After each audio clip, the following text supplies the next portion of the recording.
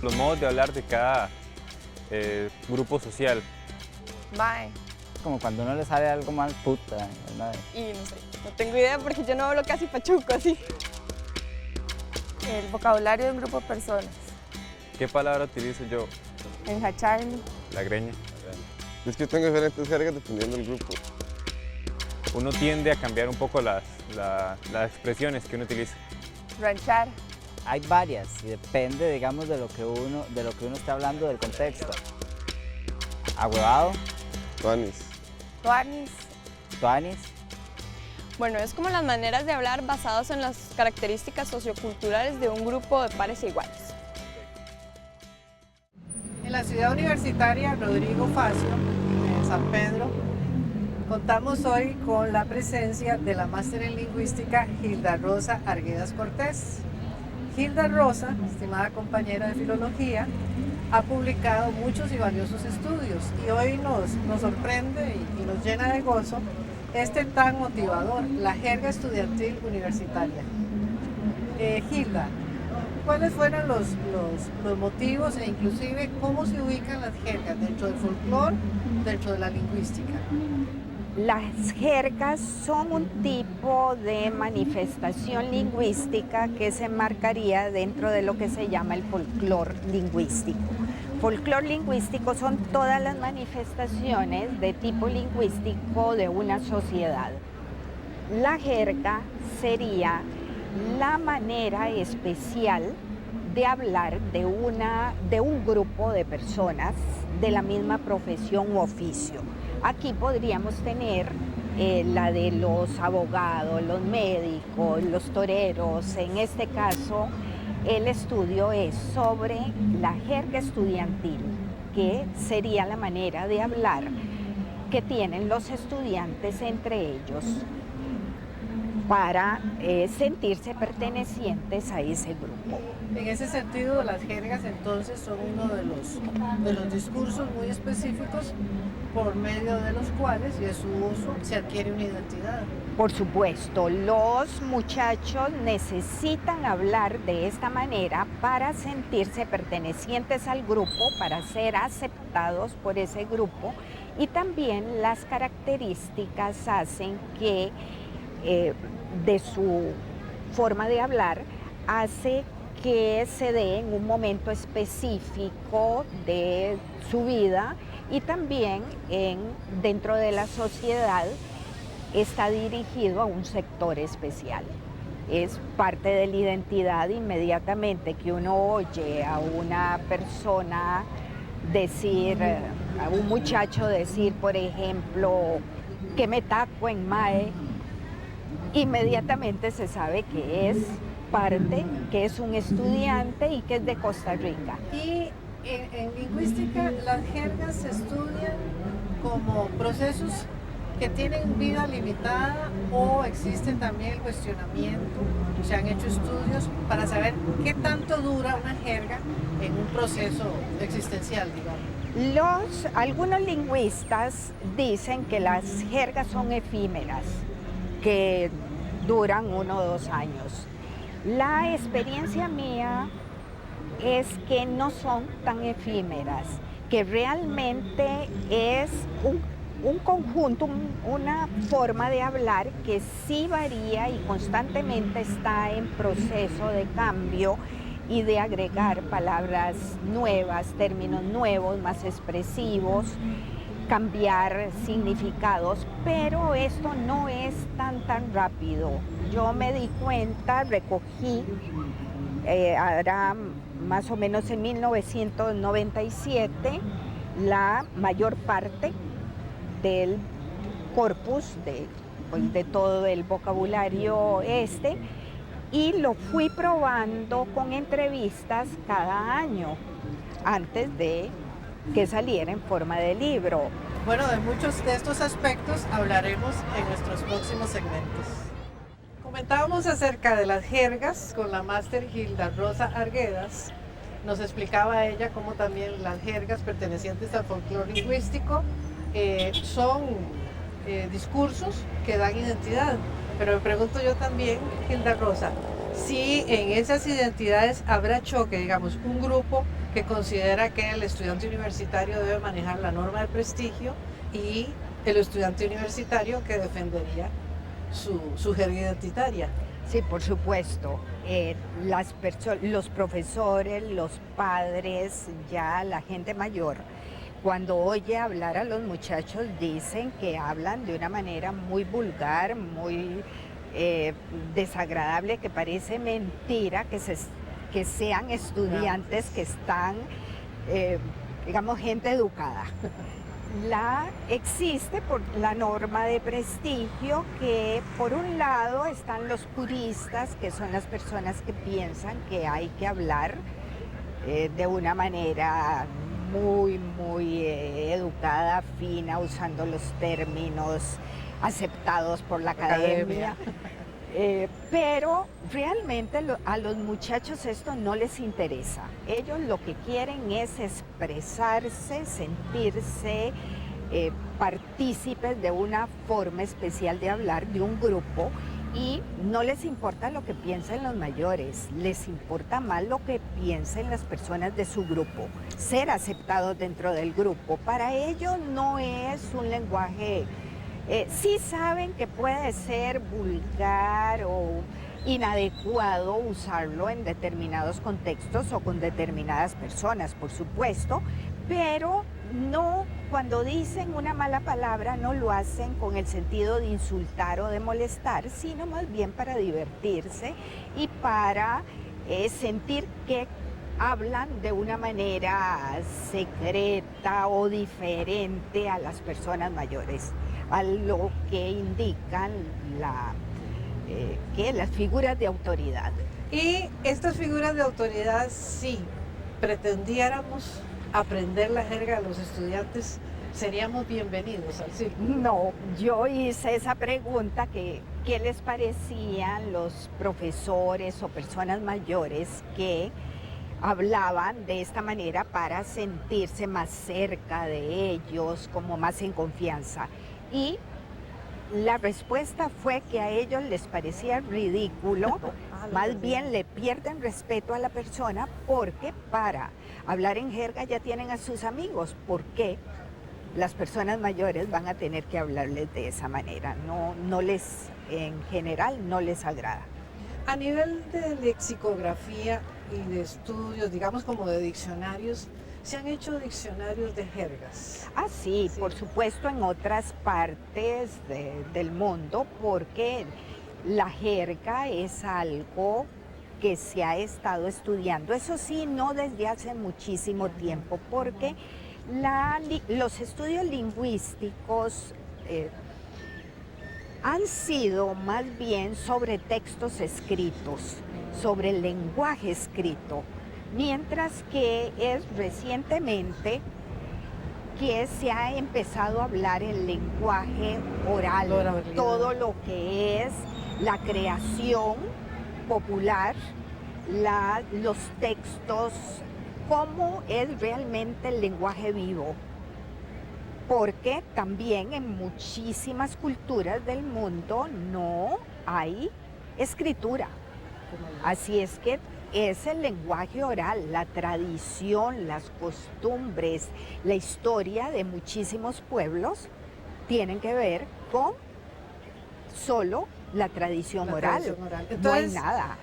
si deducimos que en algún momento estuvo lo oral excluido, podríamos pensar que también en algún momento estuvo lo femenino excluido. Ah, por supuesto. ¿Y qué sucede ahora con las jergas estudiantiles? Eso es muy interesante porque cuando yo estudiaba, cuando estaba en mis años de colegio y aún más recientemente, las mujeres conocíamos, entendíamos la jerga, pero solo los muchachos hablaban de esa manera porque era muy mal visto, se pensaba que uno era mal hablada o pachuca o vulgar si utilizaba el mismo vocabulario que los hombres. Ese es un cambio que se ha dado en los últimos años. Y entre los muchachos y las muchachas se Muchachas. aceptan eso, ellos también se aceptan. No exactamente. Hay una parte que es que las mujeres actualmente hablan en jerga y sobre todo entre ellas. En grupos de mujeres usan a veces un vocabulario más fuerte que el de los mismos hombres, pero cuando se acerca un muchacho cambian la forma de hablar porque les parece como inadecuado, que tal vez ellos no van a estar de acuerdo, van a pensar que son mal habladas. En este sentido, entonces, en los bloques que siguen vamos a seguir desarrollándolo, pero ya viendo las características y los campos semánticos que estudiaste en este nuevo ensayo. Exacto. Decíamos que lo femenino, como lo oral, estuvo excluido de los estudios, pero en las jergas, especialmente la jerga estudiantil universitaria, ya incluye a la mujer, que entre las mujeres tienen su manera de conversar. Cuando se acercan los compañeros hay algunas variantes, decías, Sí. y hay otros aspectos fundamentales también en relación con las características de las jergas. Sí, los muchachos hablan de esta manera.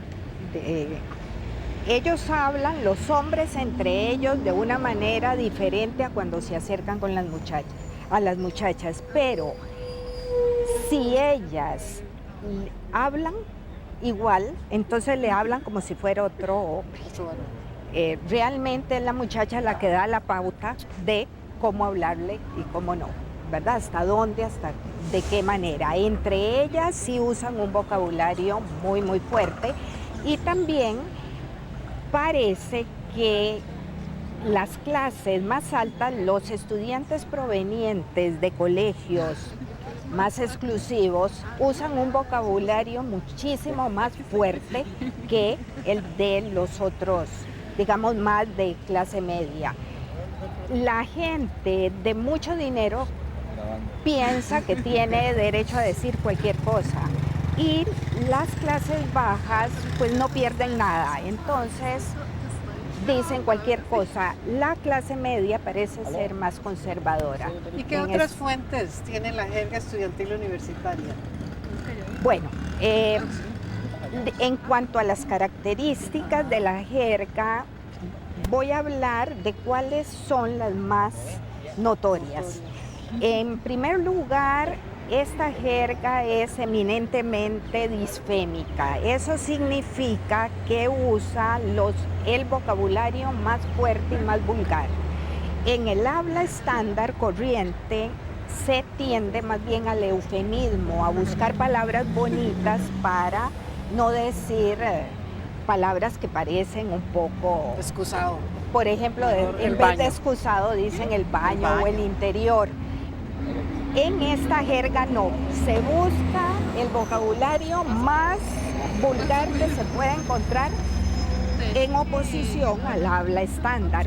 Y cuando usan palabras que son bonitas, más bien es con sentido irónico. Por ejemplo, para el excusado decir el trono, o decirle a la casa el penthouse, o para el barrio Hollywood o la capital del mundo, cuando normalmente lo que dicen para el barrio es el caquero, o a las muchachas, a una mujer le dicen un culo, o le dicen los términos que se buscan son los más vulgares. En este sentido, entonces, es una de las características principales. Por otro lado, muy notorio es acortar las palabras, no decir la palabra completa. La pérdida de sonidos puede ser al final, puede ser en el medio, puede ser al principio. Por ejemplo, decirle en los hipocorísticos, que habíamos dicho que eran las palabras cariñosas en vez de los nombres propios, se acorta y en Manuel le dicen Manu, Adriana, Adri. Para la pantaloneta, la panta, la compu, la misma universidad, la U. Los profesores somos el prof. Ya no somos los rocos. También, por supuesto. En general, es el roco de mate, por ejemplo, el profesor de matemáticas. Así es que sí, esa es una característica. Otra característica es hablar al revés, con metátesis, cambios de palabras. A ese tipo de habla se le dice hablar al berres o habla balocha. Entonces, por ejemplo, para decir primo dicen mopri, para cañas, el dinero, ñaca, para decir tía, ati, o ir al puerto, ir al topuer. Bueno, así en nuestro próximo segmento vamos a hablar, no al revés, porque si no, no nos vamos a entender. Pero muchísimas gracias, de una vez aprovecho a estos bellísimos ejemplares de la jerga estudiantil universitaria. Luego lo veremos.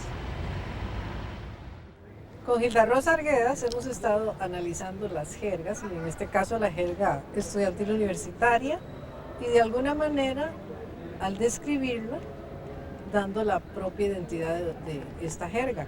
Nos hablabas en relación con las fuentes, ¿de dónde se alimenta la jerga estudiantil universitaria? Sí, habíamos dado 3 ejemplos que eran los más importantes en cuanto a características. La otra característica, que es bastante reciente porque no se daba en las de hace 20, 30, 40 años, es la influencia del inglés que se nota actualmente. Como hay muchos colegios bilingües, también mucha de la enseñanza se está dando en inglés y los muchachos adquieren términos para referirse a diferentes aspectos de las áreas semánticas que ellos tratan, con influencia del inglés. No son solo términos, sino también tiene que ver con pronunciaciones. Por ejemplo, a limón le dicen limon, a tibas, taibas. Pero no solo eso, sino términos como insultos, se dicen en inglés, para blusa corta, top, para un bronceado salvaje, un full bronze. Al cuarto le dicen el room, a la casa la house. Los profesores son teacher. Big joy es cuando están drogados. También se crean palabras nuevas con raíces del inglés. Por ejemplo, para mall, ir al mall dicen molear. Para bañarse, de water, guatearse. De to watch, ver, guachar. De ahí viene el término guachimán, el hombre que ve.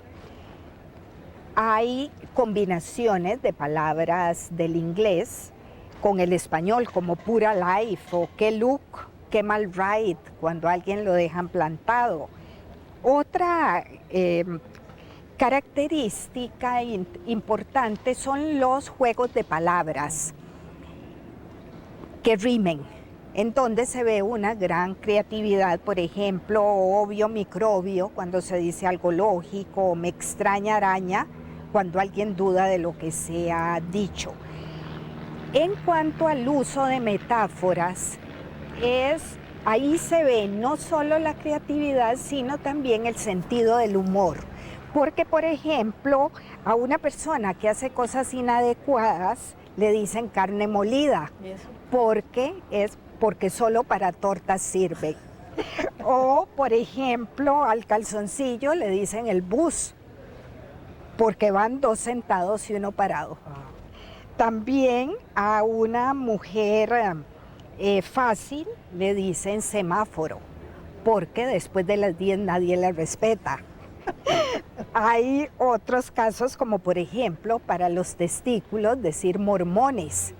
Y uno se pregunta, ¿qué pasa? Y dice, porque siempre andan en pareja, uno es más grande que el otro y tocan pero no entran. Bueno, realmente la identidad de la propia jerga va a ser nuestro bloque final con un cierre, yo diría, no solamente interesante desde el punto de vista académico, sino desde el punto de vista del humor, de la identidad de muchos y gozosos por la juventud costarricenses.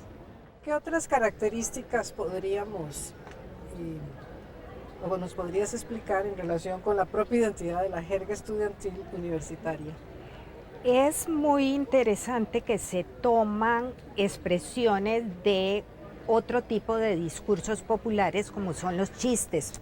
Por ejemplo, para pedir perdón se dice sorry Perry. Eso viene de un chiste que dice que un zorro gringo iba muy rápido y chocó con un perro. Entonces el zorro dijo I'm sorry. Y el perro le dijo I'm Perry. De ahí viene sorry Perry. De canciones, por ejemplo, se han tomado muchas palabras como jeva, de canciones dominicanas para mujer, también bombastic, de una canción de reggae. Ese término se usa para el trasero, órgano sexual femenino y una combinación de crack y cocaína. Así es que una misma palabra tiene varios significados y está tomada de una canción. También de las fábulas del pájaro loco se toma el chiliwili en vez de al chile, que significa en serio. Y eso es por chiliwili, el pingüino de esas fábulas que son las del pájaro loco, y es el pingüino al que Pablo Morza siempre persigue. Así es que sí vienen de otros, tiene otros orígenes. Uno interesante, muchas palabras vienen del lenguaje del Lampa, como por ejemplo cabra para mujer, o tabo para cárcel, o brete para trabajo, y aún del malespín, que era una jerga secreta que se usaba militar, entre militares, y de ahí, por ejemplo, viene tuanis, que es bien, cambiando ciertos sonidos por otros y conservando. El malespín se usó hace mucho tiempo y todavía ha quedado en palabras como esa y como en pelis, y cuando se dice toa, por ejemplo, que es bien. Así es que sí hay diferentes fuentes, diferentes orígenes, pero también lo que se ve es una gran creatividad.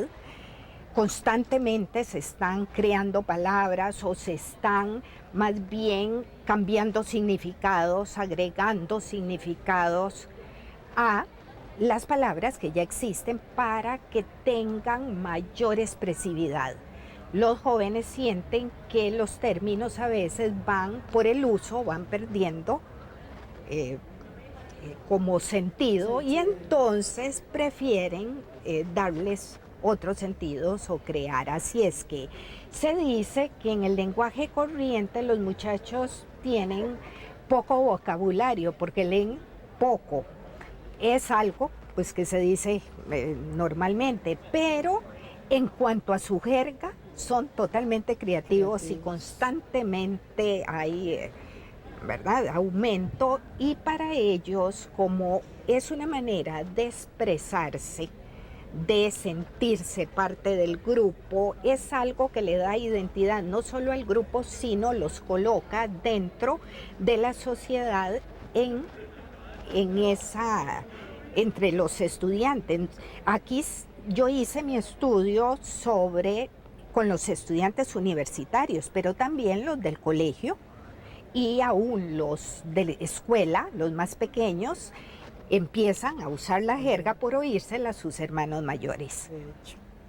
Así es que, pues sí es un tema muy interesante porque es algo que está en la vida todos los que somos profesores, pero también los padres de familia que oímos a nuestros hijos pues hablar así, al menos para poder entender lo que dicen. Bueno, como decíamos al inicio y nos decía la máster en lingüística Hilda Rosa Arguedas, algunos lingüistas piensan que las jergas son pasajeras, son efímeras, pero trabajos de la calidad de Hilda Rosa Arguedas, la jerga estudiantil universitaria, permanecerán en nuestros centros de estudio, en nuestras bibliotecas, como una muestra más de lo que es este proceso de identidad, de lo complejo que es, pero que, de hecho, efímera o no, la escritura la fija y hace que más adelante cualquiera que quiera saber cómo hablaban nuestros estudiantes a finales del siglo XX,